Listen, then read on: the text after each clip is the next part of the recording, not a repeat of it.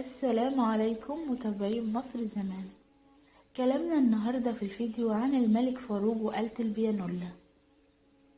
في 30 يوليو سنة 1952 أصدر وزير المالية قرار بتشكيل لجنة علشان تجرد التحف ومحتويات السرايا والقصور الملكية، وكان الجرد أيام الثورة اللي قاموا بها الضباط الأحرار.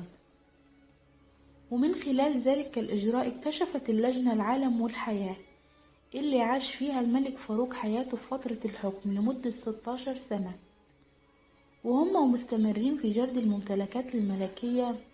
لقيت اللجنة آلة بيانولا في قصر الطاهرة، وهي عبارة عن دولاب موسيقى مزود بالداخل بجرب هوائية، وفيه دراع لما بتبدأ بلف الدراع بالإيد بتطلع منها موسيقى بتشبه العزف على البيانو.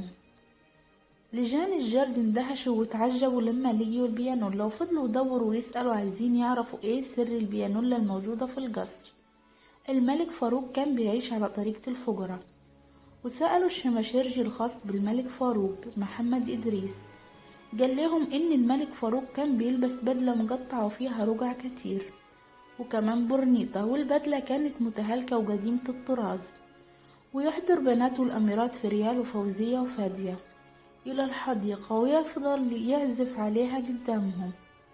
وكمل إدريس كلامه بأن الملك لما ينتهي من العزف كان بيقلع البرنيطة ثم يستجدي الأميرات لإعطائه القروش، والأميرات كانوا بيفضلوا يضحكوا من قلوبهم على الملك فاروق الذي عشق التقليد من إنه يعمل زي الناس البسيطة أصحاب المهنة دي. كان بيعيش مع بناته بالطريقة دي لحظات قليلة من السعادة غير مزيفة.